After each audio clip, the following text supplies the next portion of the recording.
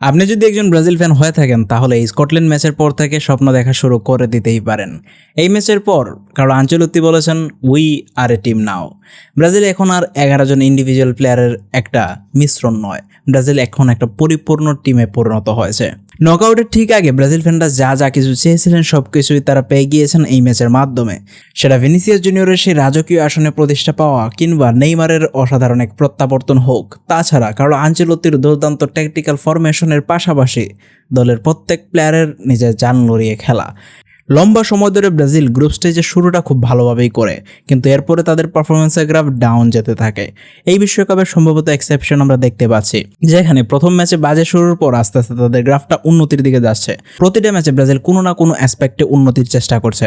মরক্কোর বিপক্ষে সেকেন্ড হাফে ব্রাজিল নিজেদের ডিফেন্সিভ স্ট্যান্ডটা তৈরি করার চেষ্টা করেছে, সেই লব ব্লক ডিফেন্সটার উপর কাজ করেছে।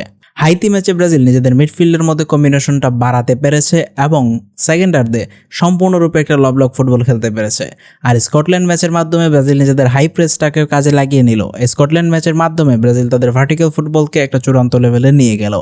ট্রানজিশনাল এই ফুটবলে কারণ আনচেলত্তি রিয়াল মাদ্রিদের ছায়াটা ব্রাজিলের মধ্যে নিয়ে আসছেন। শুধুমাত্র ভিনিসিয়াস জুনিয়র তার 10 গুণ পারফরমেন্স করছেন এমনটা নয়, ব্রাজিলের খেলা স্টাইলের মধ্যে রিয়াল মাদ্রিদের সেই এপিক ভার্সনটা দেখা যাচ্ছে। চলুন আজকে এই ম্যাচ নিয়ে কথা বলা যাক এবং কী কী জিনিস নজরে পড়লো সেই নিয়ে কথা বলো। যারা চ্যানেলে নতুন আছেন অবশ্যই সাবস্ক্রাইব করে দেন, ফেসবুক পেজে নতুন হলে ফলো করতে ভুলবেন না। চলুন দেরি না করে শুরু করা যাক।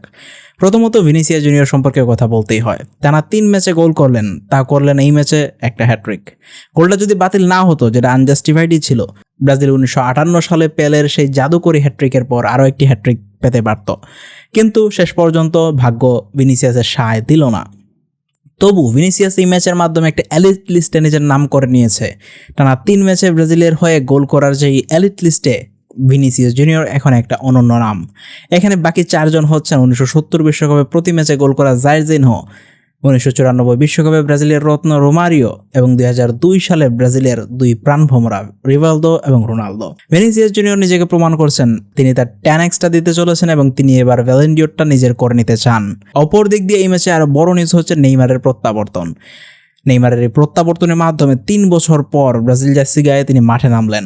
সবচেয়ে বড় কথা, বিশ্বকাপের স্টেজে এবার নিজেকে প্রমাণ করার সুযোগ তিনি পেতে চলেছেন। কেননা নকআউট স্টেজে সেই গুরুত্বপূর্ণ ম্যাচগুলোতে ব্রাজিলের অনেক প্লেয়ারই কিন্তু সেই পারফরমেন্সটা দিতে পারবেন না। সেই জায়গায় নেইমারকে হয়তো সুযোগ দেওয়া হবে।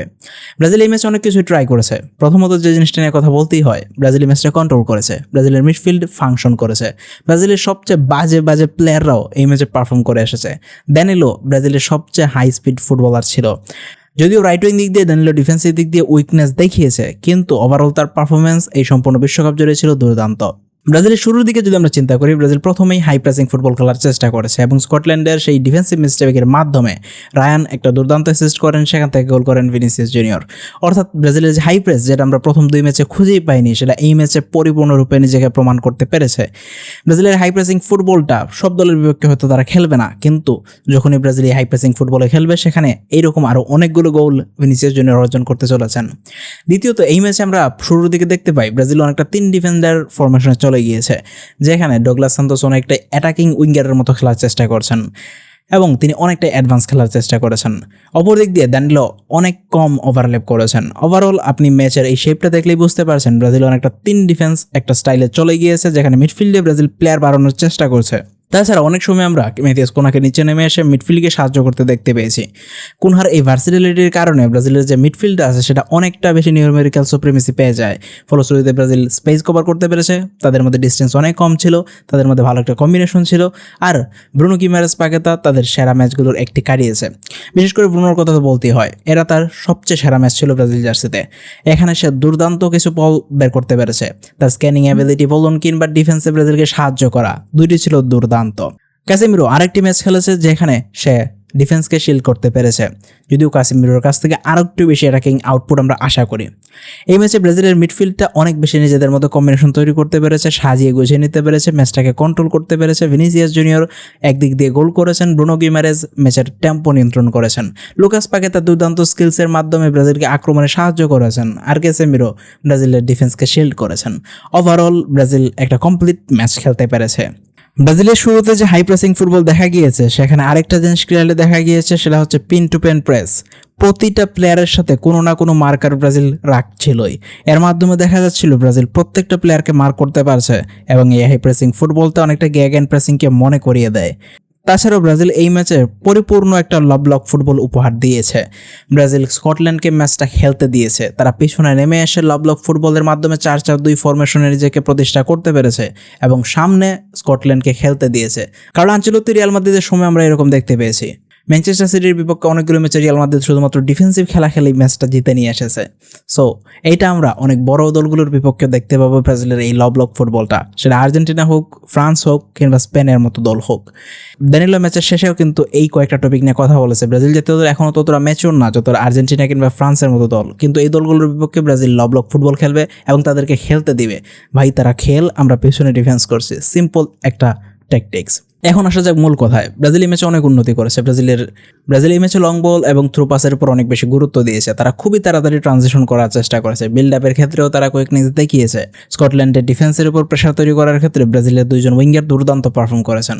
রায়ান তার সেরা ম্যাচটি খেলেছে এবং 19 বছরের এই তারকার কাছ থেকে আমরা যা কিছু এখন দেখতে পাচ্ছি, পরিপূর্ণ একজন প্লেয়ার হয়ে উঠলে এই প্লেয়ারটা দুর্দান্ত একজন প্লেয়ার হবে, এটা নিশ্চিত বলা যায়। রাফিনার অভাবটা বোধ করতেই দেননি এই রায়ান ভিনিসিয়াসের মাধ্যমে ব্রাজিলের দুই উইং খুবই শক্তিশালীভাবে তাদের উপর আক্রমণে অ্যাটাক করার চেষ্টা করেছে। আর ব্রাজিলের মাঝখানটা সামলিয়েছেন ম্যাথিয়াস কুনহা, যেখানে তিনি টানা 2 ম্যাচে গোল করলেন, প্রিসিশন দেখালেন, যেটা কিন্তু অত্যন্ত প্রয়োজন। এবার আমাদের যে জিনিসটা বুঝতে হবে, ব্রাজিল কিছু ম্যাচ জিতবে, খুব ভালোভাবে জিতবে, এরপরে হঠাৎ করে এক্সাইটমেন্টে অনেক বেশি কিছু প্রত্যাশা করা উচিত নয়। আবার ব্রাজিল যদি ড্র করে কিংবা ম্যাচটা হারে, সেটার জন্য খুব বেশি পরিমাণে হতাশা হওয়ার প্রয়োজন নেই। সামনে নকআউট স্টেজ, এবার ব্রাজিলকে প্রত্যেক ম্যাচ জিততে হবে, কিন্তু এখনও দলটাতে অনেক বেশি উন্নতির সুযোগ রয়েছে। ব্রাজিল এখনও একটা ম্যাচিওর দল না, দলটা এখন একটা টিম হিসেবে খেলা শুরু করেছে মাত্র। একটা দল যখন অনেক দিন ধরে একে অপরের সাথে খেলে থাকে, তখন প্লেয়ারদের মধ্যে এমন কিছু কম্বিনেশন দেখা যায় যেগুলোকে ট্যাকটিক্স দিয়ে সহজে আসলে প্রকাশ করা যায় না। এটা প্লেয়ারদের মধ্যে এক অন্যরকম সম্পর্ক, আর এই রিলেশনটা অনেক দিন দলগুলো যখন একসাথে থাকে সেটা ইজিলি করে ওঠে। সেটা আর্জেন্টিনা কিংবা ফ্রান্স দল দিকে দেখলে আপনি বুঝতে পারবেন, তারা লম্বা সময় ধরে একসাথে আছে, তাদের মধ্যে সেই ম্যাচুরিটিটা তৈরি হয়ে গিয়েছে একটা দল হিসেবে, যেখানে কয়েকটা প্লেয়ার যদি সরেও যায় তাদের সেই টিমটা ফাংশন করতে পারে। ব্রাজিলের এই ম্যাচে যদি উন্নতির ব্যাপারে কথা বলি, মিডফিল্ডকে আরও বেশি উন্নতি করতে হবে, মিডফিল্ডকে আরও বেশি বল রিকভারি করতে হবে, মিডফিল্ডকে আরও বেশি বল তৈরি করতে পারতে হবে, পরিশ্রম করার এবিলিটি থাকতে হবে, মিডফিল্ডের মধ্যে আরও বেশি ম্যাচকে কন্ট্রোল করার এবিলিটি থাকতে হবে। এই ম্যাচে কনসার্নের দিক দিয়ে মিডফিল্ডে পাকেতার মিসপাসটাই সবচেয়ে বড় কনসার্ন। সে ভরি মিসপাস করেছে। এত ভালো একটা ম্যাচ খেলার পরে ওই মিসপাসটাই তার খেলাটাকে অসুন্দর করে ফেলে। লুকাস পাকেতার এটাই সমস্যা। আর বড় দলগুলোর বিপক্ষে 2-1 মিসপাসে কিন্তু ব্রাজিলকে বিপদে ফেলতে পারে। আমি মিডফিল্ডে ব্রুনো গিমারেস, ক্যাসিমিরো এবং পাকেতার এই কম্বিনেশনে অনেক বেশি ইমপ্রেসড হয়েছি, কিন্তু এই পাকেতার মিসপাসগুলোকে একটু কাজ করতে হবে, ক্যাসিমিরোর আর একটু বেশি পরিশ্রমী হতে হবে, আর ব্রুনোর তার খেলাটাকে চালিয়ে যেতে হবে। বিকজ ব্রুনো গিমারেস তার পিকটা খুবই তাড়াতাড়ি স্পর্শ করবে যদি এভাবে সে উন্নতি করতে থাকে। ব্রাজিলের ডিফেন্সের ক্ষেত্রে সবচেয়ে দুর্বল হচ্ছে ড্যানিলো। প্রবাবলি সবচেয়ে স্টেবল প্লেয়ার, সবচেয়ে এক্সপিরিয়েন্স প্লেয়ার, কিন্তু তার স্পিডটা আসলে সমস্যার কারণ। আমরা অনেকগুলো সিচুয়েশনে দেখতে পেয়েছি স্কটল্যান্ডের প্লেয়াররা তাকে স্পিডে বিট করেছেন এবং ব্রাজিলের রাইট সাইড দিয়ে অনেক বেশি আক্রমণ উঠে এসেছে। সো এইটা একটা কনসার্নের ব্যাপার। সো এখানে আসলে যে কোনো একজন উইঙ্গারকে নিচে নেমে এসে ড্যানিলোকে হেল্প করার মানসিকতা রাখতে হবে। তাছাড়া এলিসনের একটা ভালো ম্যাচ আমরা দেখতে পেয়েছি অনেক দিন পর। এলিসন মোটামুটি একটা স্টেবল ম্যাচ খেলতে পেরেছে, কোনো মিস্টেক্স ছাড়া একদম বেসিক এলিসনের মতো ম্যাচটা খেলতে পেরেছে। সামনে ব্রাজিলের নকআউট স্টেজ, সেখানে কোনো না কোনো ম্যাচ অবশ্যই পেনাল্টিতে যাবে। সো সেই ক্ষেত্রে এলিসনের উপর প্রেশার অবশ্যই থাকবে পেনাল্টি সেভের।